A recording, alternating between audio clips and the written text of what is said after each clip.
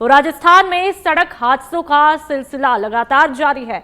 जयपुर में एक डंपर ने कई गाड़ियों को टक्कर मार दी और लगभग 1 किलोमीटर तक बेकाबू रास्ते पर डंपर दौड़ता ही रहा। इस दौरान रास्ते में जो भी वाहन या फिर व्यक्ति आया उसे टक्कर मारता ये डंपर चला गया। डंपर ने कई कारों और बाइकों को धक्का मारा। एक डिवाइडर से टकराने के बाद में ये डंपर पलट जाता है। अब तक इस हादसे में 13 लोगों के मारे जाने की खबर है। घायलों को कावंटिया अस्पताल में एडमिट करवाया। गंभीर घायल लोगों को एसएमएस अस्पताल में भर्ती करवाया है। तस्वीरें लगातार आपके सामने और रोंगटे खड़े कर देने वाली ये तस्वीरें हैं। जयपुर के लोहा मंडी इलाके में हादसा हुआ। हादसे के बाद में जयपुर के लोहा मंडी इलाके में तनाव और गुस्से का माहौल देखने को मिल रहा है।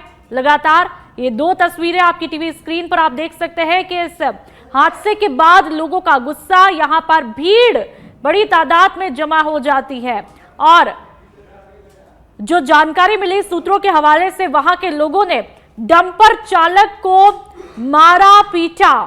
जाहिर सी बात है गुस्सा आएगा जब बेकाबू होता हुआ, क्योंकि जो अभी तक हमें सूचना मिली है उस मुताबिक ड्राइवर पूरी तरह से नशे में था, रॉन्ग साइड से आ रहा था, ओवर स्पीड थी। तो एक केस में ये तीनों चीजें देखने को मिलती है और ऐसे में ये डंपर कई लोगों को काल के गाल में समा देता है। और ये पहला जो आप देख रहे हैं 2 फ्रेम में पहला सीसीटीवी फुटेज भी आया। आप खुद देखेंगे तो आपके भी रोंगटे खड़े हो जाएंगे, सिहर उठेंगे कि किस तरह से बेकाबू होता हुआ ये डंपर आता है और न आव देखता है न ताव देखता है। जो भी सड़क पर राहगीर चलते हैं, चाहे कार हो बाइक हो, जो भी आता है वो डंपर उसको अपनी चपेट में ले लेता है। पूरी तरह से जो सूत्रों के हवाले से खबर की, चालक नशे में धुत था और ऐसे में रॉन्ग साइड से चलता है और ओवर स्पीड भी होती है। लेकिन सवाल यह है कि आखिरकार कब तक ये तस्वीरें देखने को मिलती रहेंगी, कब इन हादसों पर लगाम लगेगी? क्योंकि यदि राजधानी में इस तरह की तस्वीरें देखने को मिलेंगी तो आप खुद सोचिए कि दूसरे शहरों का क्या हाल होगा। और इस हादसे के बाद में आप दूसरी फ्रेम में देख सकते हैं कि किस तरह से लोगों की भीड़ यहां पर जमा हो जाती है। पहली फ्रेम में देख लीजिए कि एसएमएस हॉस्पिटल में लगातार एम्बुलेंस के आने का सिलसिला जारी था। घायल वहां पर पहुंचते हैं और कई लोगों के मरने की सूचना यहां पर मिली है। घायलों का दर्द आप और हम सिर्फ महसूस कर सकते हैं। तमाम दिग्गज मंत्री वहां पर पहुंचते हैं। तस्वीरों में गोपाल शर्मा विधायक को आप देख सकते हैं, साथ ही स्वास्थ्य मंत्री भी वहां पर पहुंचे थे, यूडीएच मिनिस्टर भी वहां पर पहुंचे थे। मुख्यमंत्री भजनलाल शर्मा ने इस पूरे हादसे पर गहरा शोक जताया है। हरमाड़ा में हुई सड़क दुर्घटना पर गहरा शोक जताया। मुख्यमंत्री ने डॉक्टर्स और अधिकारियों को कई दिशा निर्देश दिए। मुख्यमंत्री ने कहा यह हादसा अत्यंत दुखद और पीड़ादायक है। सीएम ने दिवंगत आत्माओं की शांति के लिए प्रार्थना की। शोक संतप्त परिजनों को दुख सहन करने की शक्ति प्रदान करने की ईश्वर से कामना की है। सीएम ने घायलों के जल्द ही स्वास्थ्य लाभ की कामना करते हुए कहा दुख की इस घड़ी में राज्य सरकार प्रभावितों के साथ में खड़ी है। सरकार उन्हें हर संभव मदद भी उपलब्ध करवाएगी।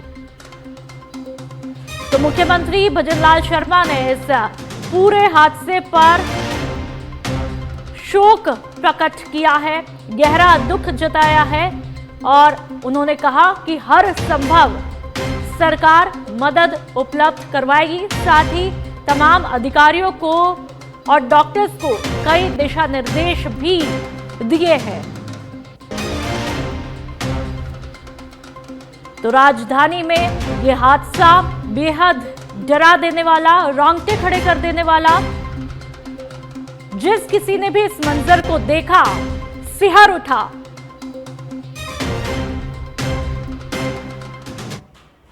मुख्यमंत्री भजनलाल शर्मा ने मुख्यमंत्री निवास पर आज जन सुनवाई की। उन्होंने आम जनता की समस्याओं को सुना और अधिकारियों को निर्देश दिए कि लोगों की परिवेदनाओं को प्राथमिकता से निस्तारित किया जाए। इस दौरान मुख्यमंत्री ने कई समस्याओं का मौके पर ही समाधान किया, जिससे आमजन बेहद संतुष्ट दिखाई दिए। तो जन सुनवाई की तस्वीरें आप देख लीजिए। मुख्यमंत्री भजनलाल शर्मा हर एक शख्स से 1-to-1 इंटरेक्शन करते हुए, उनकी समस्याओं को सुनते हुए और कुछ समस्याओं का मौके पर ही समाधान भी कर देते हैं। इससे आप खुद अंदाजा लगा सकते हैं कि मुख्यमंत्री भजनलाल शर्मा अपनी आवाम के प्रति कितना ज्यादा जागरूक है।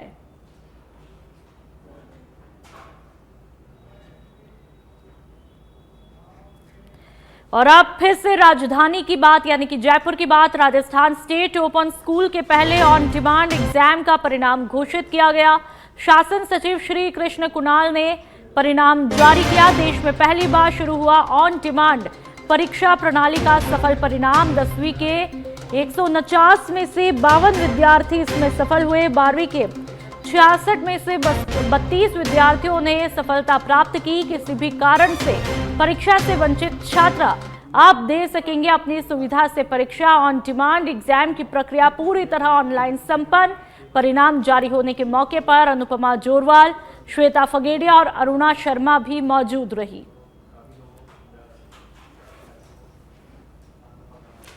तो राजस्थान स्टेट ओपन स्कूल के एग्जाम का परिणाम घोषित किया गया।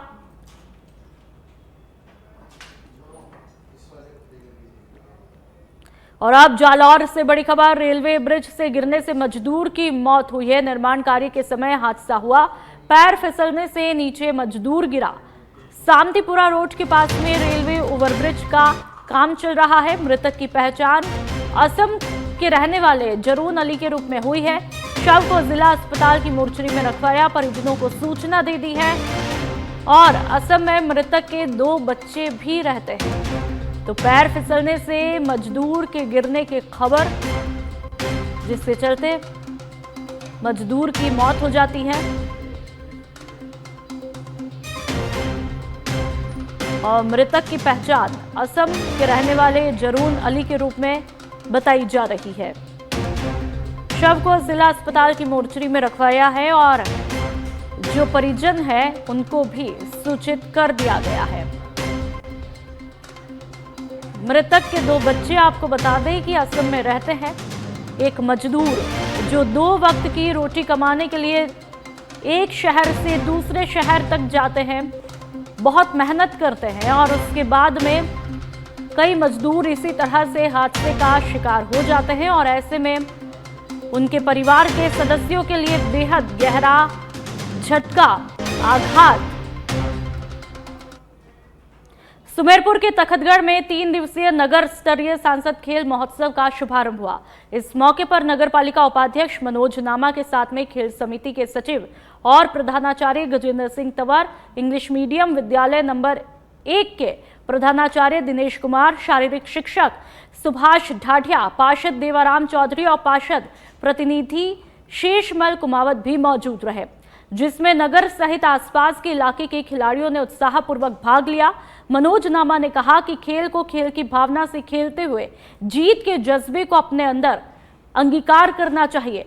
प्रतियोगिता में 1741 खिलाड़ी विभिन्न खेलों में अपनी प्रतिभा का प्रदर्शन भी कर रहे हैं। पहले दिन 100 मीटर दौड़, 400 मीटर दौड़ और रस्साकशी प्रतियोगिता का आयोजन किया गया। और फिर से एक बार राजधानी की बात कर लेते हैं, यानी कि जयपुर की निजी बस ऑपरेटर के विभिन्न संगठनों की अहम बैठक हुई। गोपालबाड़ी स्थित निजी ट्रैवल के बाहर महत्वपूर्ण बैठक, सरकार और परिवहन विभाग के अधिकारियों के साथ में बैठक, लेकिन अभी तक 3 दौर की वार्ता बेनतीजा ही रही। तो सरकार और परिवहन विभाग के अधिकारियों के साथ में बैठक और ऐसे में बड़ी निराशाजनक बात यह है कि 3 दौर की वार्ता होती भी है, लेकिन उस वार्ता का किसी भी तरह से कोई नतीजा नहीं निकलता। बेनतीजा ये वार्ता रहती है। जयपुर की ये तस्वीरें आप खुद देख लीजिए।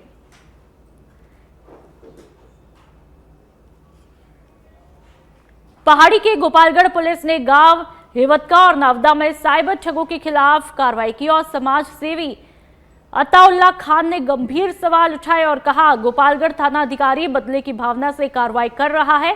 पूर्व में गोपालगढ़ थाना अधिकारी के खिलाफ मामला भी चल रहा है। एक युवक के पैर तोड़ने का कोर्ट में मामला, जिस मामले को दबाने के लिए रणनीति के तहत ये कार्रवाई की गई, जिसमें कुछ निर्दोष लोगों को भी गिरफ्तार किया है।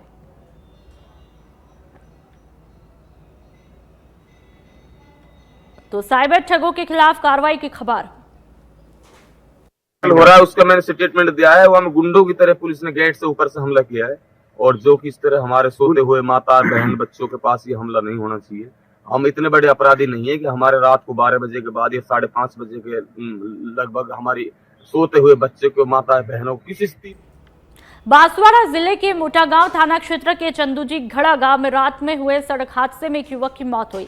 जानकारी के मुताबिक विनोद पिता नारायण पैदल चल रहा था, तभी किसी अज्ञात वाहन ने जोरदार टक्कर मारी। हादसे में गंभीर रूप से घायल विनोद को स्थानीय लोगों की मदद से अस्पताल पहुंचाया, जहां पर उपचार के दौरान उसकी मौत हुई। शव को मोर्चरी में रखवाया है। पुलिस ने मामला दर्ज किया और अज्ञात वाहन चालक की तलाश शुरू कर दी है। हादसे के बाद से गांव में शोक की लहर है। परिजन का रो रो कर बुरा हाल है। बताया कि विनोद पिता नारायण निवासी चंदूजी का गढ़ा का रात को एक्सीडेंट होने से अज्ञात वाहन द्वारा जिसको हॉस्पिटल में लाए थे परिजन, इसकी दौरान ही मृत्यु हो गई है। इसकी आवश्यक कार्रवाई परिजन द्वारा रिपोर्ट प्रस्तुत करने पर कार्रवाई की है। ये सर पैदल जा रहा था, इसको टक्कर मारी? पैदल बता रहे, पैदल बन रहा है। डूंगरपुर जिला मुख्यालय पर मेडिकल कॉलेज अस्पताल में आज आईसीएमआर और IAPSM के संयुक्त तत्वाधान में वन हेल्थ वन वर्ल्ड की थीम पर जागरूकता रैली निकाली गई, जो हरिदेव जोशी सामान्य चिकित्सालय से परशुराम चौराहे तक होते हुए फिर से अस्पताल पहुंची, जिसमें मेडिकल, नर्सिंग और वेटरनरी के विद्यार्थियों ने भाग लिया। हरिदेव जोशी सामान्य चिकित्सालय से MBBS, नर्सिंग और वेटरनरी के स्टूडेंट्स ने आज वन हेल्थ वन वर्ल्ड की थीम पर एक जागरूकता रैली निकाली। बच्चों ने प्रकृति, पर्यावरण और मानव स्वास्थ्य पर एक साथ मिलकर काम करने का संदेश दिया। आज हमने एक अवेयरनेस रैली निकाली है और ये रैली शुरू हुई है नया हॉस्पिटल का जो नई बिल्डिंग का पोर्च है वहाँ से शुरू हुआ। इसमें सभी MBBS के स्टूडेंट्स, नर्सिंग स्टूडेंट्स एवं विभिन्न डिपार्टमेंट के जो आला अधिकारी उन्होंने पार्टिसिपेट किया। और इस रैली का मेन उद्देश्य था वन वर्ल्ड वन हेल्थ, यानी कि ह्यूमन हेल्थ, एनिमल हेल्थ और एनवायरनमेंट को। और चलिए अब MP की खबरों का रुख करेंगे। छतरपुर में खुशी से झूमे परिजन। भारतीय महिला क्रिकेट टीम ने आखिरकार 47 साल के लंबे इंतजार के बाद इतिहास रच ही दिया। इंडिया विमेंस ने रविवार को फाइनल में साउथ अफ्रीका को 52 रनों से हराकर पहली बार वनडे वर्ल्ड कप का खिताब जीता। 2025 का ODI वर्ल्ड कप जीत का इतिहास रच दिया। मध्य प्रदेश के छतरपुर की तेज गेंदबाज क्रांति गौड़ भी विजेता टीम का हिस्सा रही। अब प्रदेश सरकार उन्हें सम्मानित करने जा रही है। मुख्यमंत्री डॉक्टर मोहन यादव ने क्रांति गौड़ को 1 करोड़ रुपए देने की घोषणा की है। मुख्यमंत्री डॉक्टर यादव ने खिलाड़ी क्रांति गौड़ को बधाई दी।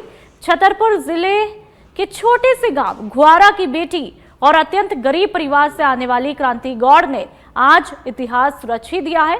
क्रांति की ये सफलता न सिर्फ उनके परिवार के लिए बल्कि पूरे बुंदेलखंड और प्रदेश के लिए गर्व का विषय बन गई है।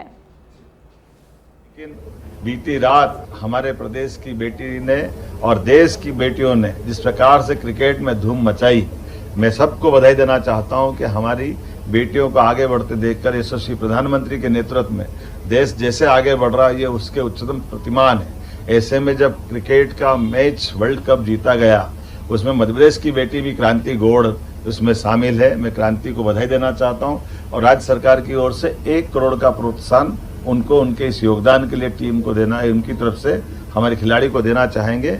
और मैं 1 करोड़ रुपया क्रांति गौड़ को जो छतरपुर की बेटी है उसको देने की घोषणा करता हूं और उम्मीद करता हूं कि सभी खेलों के सभी प्रकार के ऐसे आयोजनों में हमारी भूमिका इसी प्रकार से रहेगी। मेरी अपनी ओर से आप सबको भी बधाई। भारत माता की जय, वंदे मातरम, बागेश्वर धाम की जय।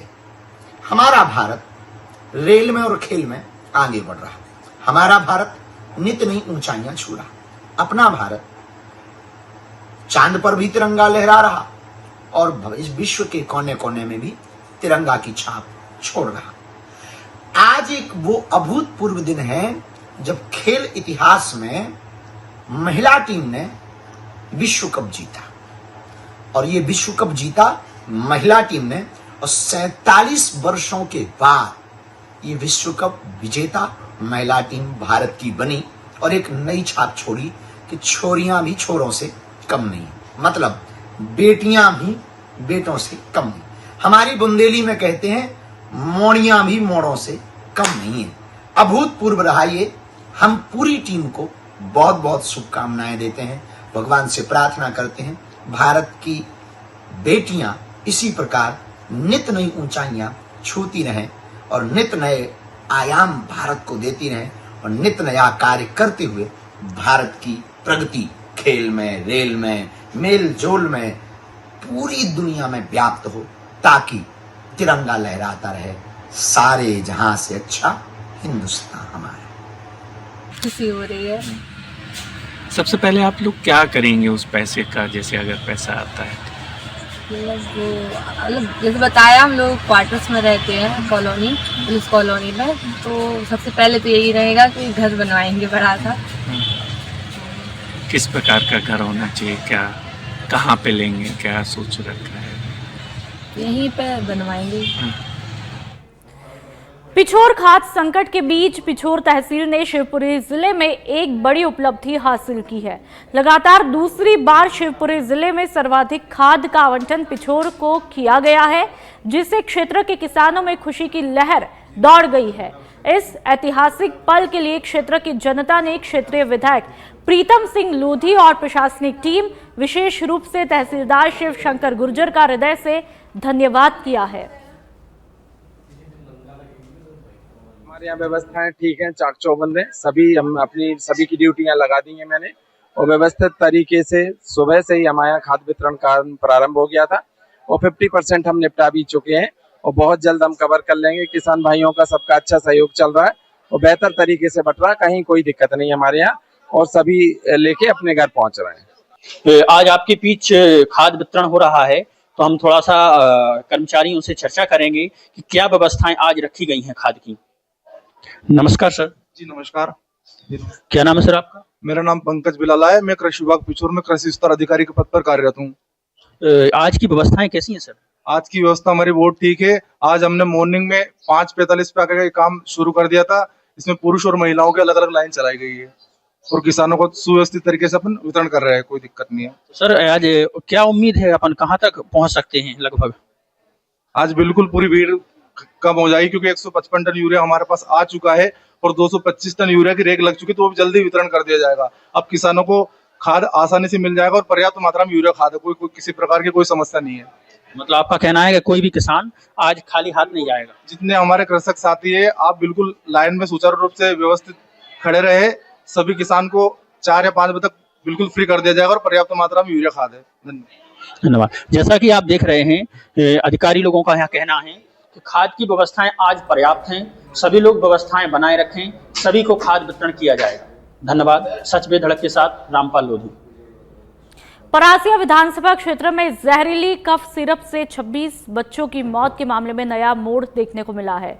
मुख्य आरोपी डॉक्टर प्रवीण सोनी की धर्मपत्नी ज्योति सोनी को परासिया पुलिस ने आज उनके घर से गिरफ्तार किया। सूत्रों के मुताबिक ज्योति सोनी इस पूरे मामले में सह आरोपी के रूप में नामजद है।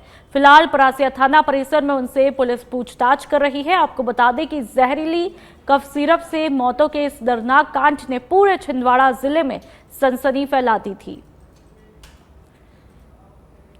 मुख्यमंत्री डॉक्टर मोहन यादव ने समाधान योजना का शुभारंभ करते हुए कहा कि सर्व समाज के कल्याण के भाव से मध्य प्रदेश सरकार काम कर रही है। उन्होंने कहा कि 90 लाख से ज्यादा उपभोक्ताओं को इस योजना से लाभ मिलेगा।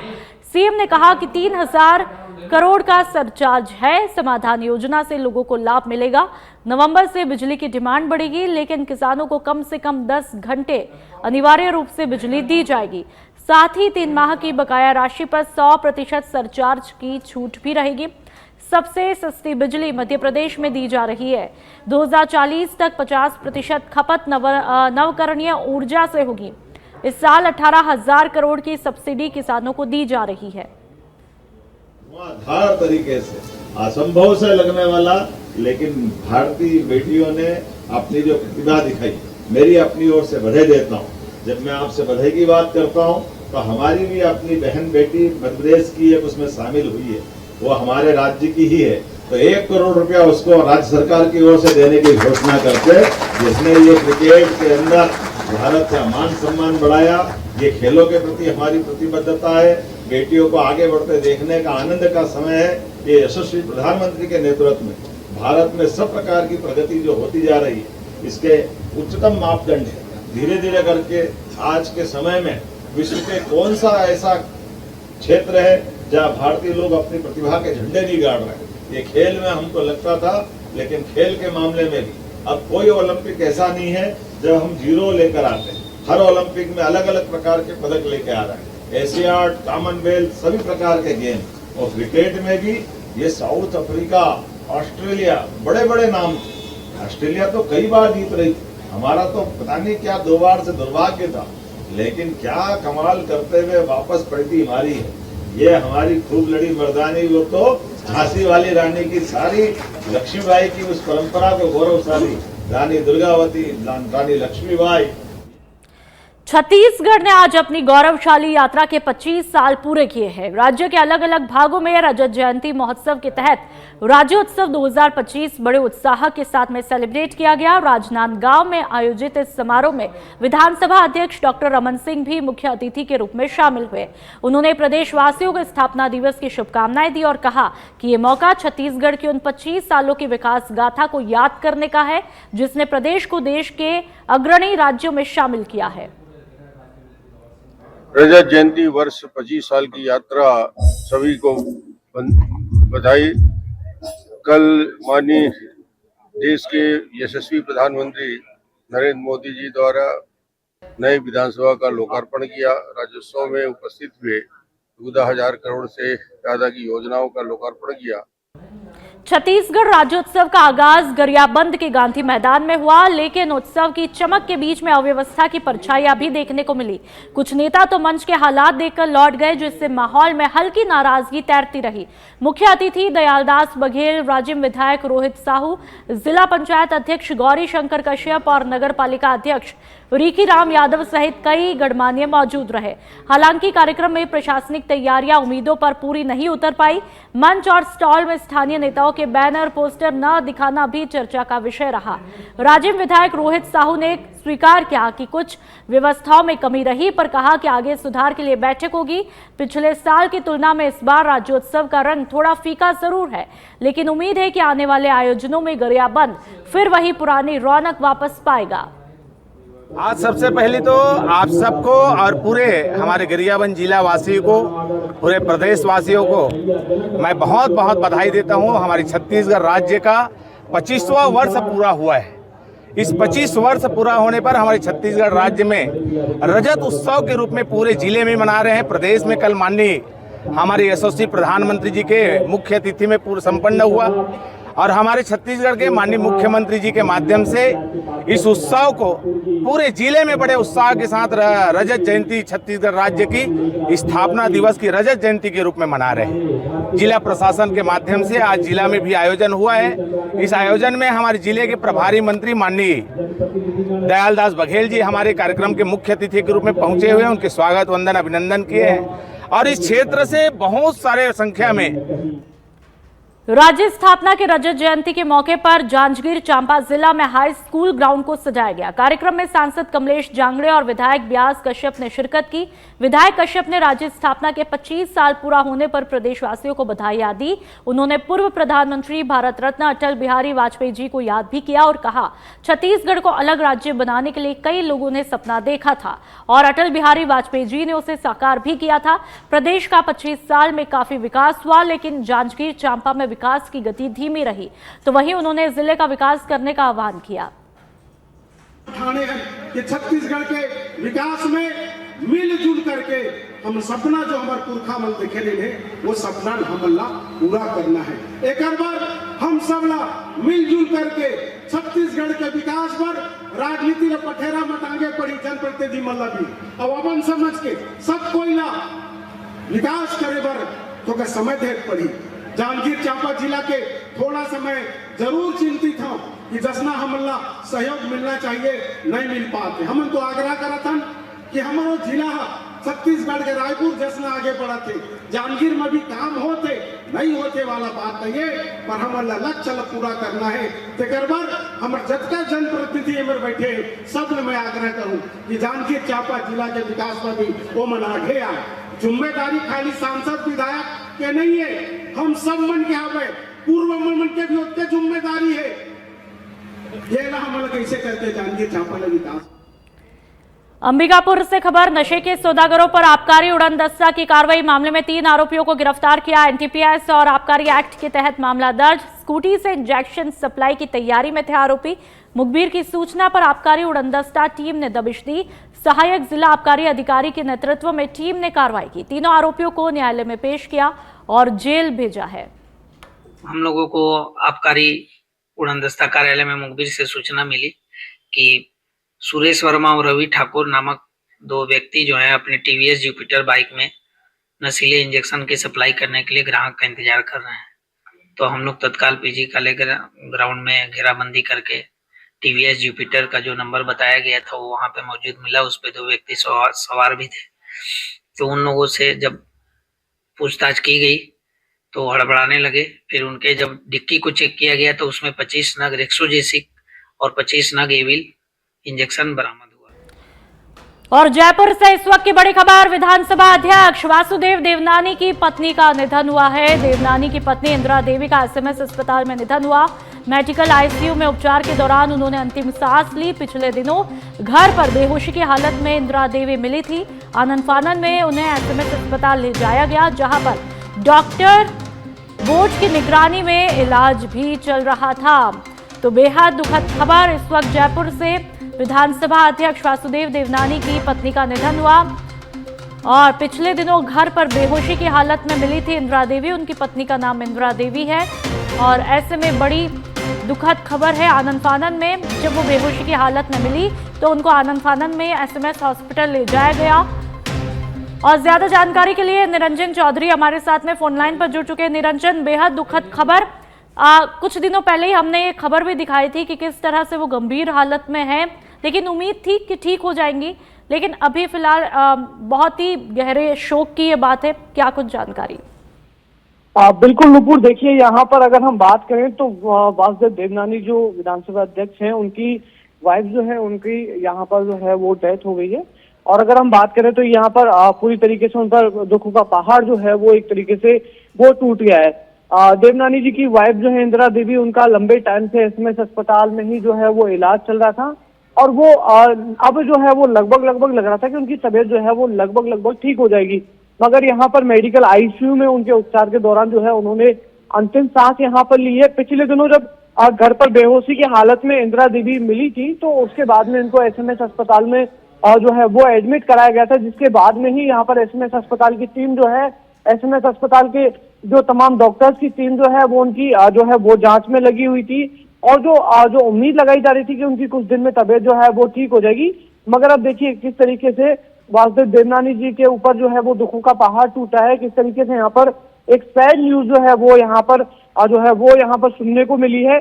चिकित्सकीय बोर्ड जो पूरा बनाया हुआ था, पूरी डॉक्टरों की टीम यहाँ पर बनाई गई थी, उनके द्वारा जो है इनका उपचार यहाँ पर किया जा रहा है। मगर यहाँ पर देखिए किस तरीके से काफी सैड न्यूज जो है वो यहाँ पर देखने को मिली है। फिलहाल की स्थिति की हम बात करें तो सवाई मानसिंह अस्पताल में डॉक्टर्स की टीम ने जो है उन्हें मृत घोषित यहाँ पर जो है वो यहाँ पर कर दिया है। और देखिए जो पिछले लंबे टाइम से जो है वो बीमार यहाँ पर चल रही थी, बेहोशी की हालत में घर पर जो है वो मिली, बाद में उन्हें जो है एसएमएस अस्पताल में जो है वो भर्ती कराया गया था। कई प्रमुख डॉक्टर्स की टीम थी, पूरा बोर्ड एक डॉक्टर्स का जो है वो गठित यहाँ पर किया गया था कि उनकी तबीयत जो है वो जल्दी से जल्दी जो है वो ठीक हो जाए। मगर यहाँ पर एक साइड न्यूज जो है वो यहाँ पर सुनने को मिल गई कि उनकी वासुदेव देवनानी जो कि विधानसभा अध्यक्ष हैं, उनकी वाइफ जो है इंदिरा देवी, उनका जो है वो निधन यहाँ पर हो गया है। नुपुर, बिल्कुल निरंजन, बहुत बहुत शुक्रिया तमाम जानकारी के लिए।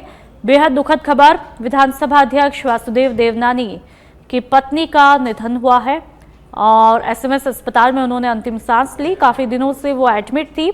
जब घर पर बेहोश पाई गई तो उन्हें आनन फानन में एसएमएस अस्पताल ले जाया गया। निरंजन, निरंजन आप हमारे साथ में बने हुए हैं?